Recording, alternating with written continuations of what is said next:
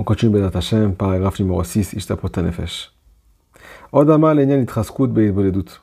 Rabbeinu a beaucoup insisté sur le fait de se renforcer pour aller parler à Dieu.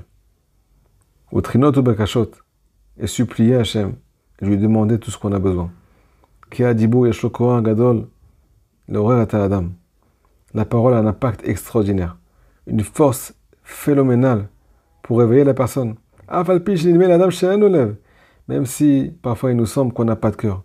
On n'a pas de cœur à la prière, pas de cœur à l'étude de la Torah, pas de cœur à servir Hachem. Des fois il y a des périodes difficiles comme ça. On n'a rien à dire. On est vide. Nous dit Rabbi Nachman, Afal Piken, combien même. Ksheyedamer Arbe, le fait qu'il va multiplier les paroles. D'ivrer et des paroles de réveil, ou techinot, des supplications, ou bakashot, ou kayotse. Zou be'asmo shemedaber ou bechinat idgalut, itorerut, libo venafsho la Hashem barach. Bechinat nafshi yatsa bedabero. Le fait que cette personne qui lui semble qu'il n'a pas de cœur, quand il va beaucoup parler à Dieu, alors il va dévoiler en fait la profondeur de son cœur, sa plus grande volonté. Venafsho, la profondeur de son instinct, son plus grand désir, même qui est instinctif, c'est-à-dire de se rapprocher d'Akadosh Baruch Hu. Comme dit le pasuk dans Shir HaShirim, Nafshi yatsa bedabero, mon âme, mon nefesh, est sorti, s'est exprimé grâce à ma parole. Shadibu ba'asmo izgalut nefesh ve'alev. Quand tu parles, en fait, qu'est-ce que tu fais?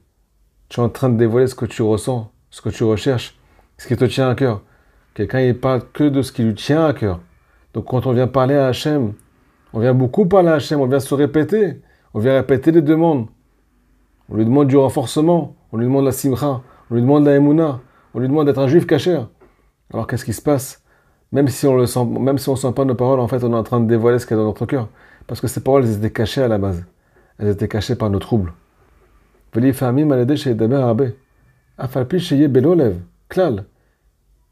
peut nous dire à Benoît Akadosh qu'une personne qui va beaucoup parler à Dieu, même s'il lui semble qu'il n'a aucun cœur, il ne ressent pas ses paroles. Il va arriver, après quelques temps, après quelques minutes de sikha, de discussion avec Dieu, à un réveil intérieur très grand dans son cœur et dans son âme. Donc voilà le principe général.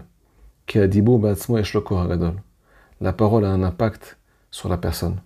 Si du mal, une parole qui est négative, elle peut casser, elle peut briser une autre personne, elle peut briser un être humain, alors elle peut aussi reconstruire une personne sur le plan spirituel, même s'il ne sent rien. Le fait qu'il répète les choses, c'est ça qui va le réveiller. Chazak Baruch, à très bientôt.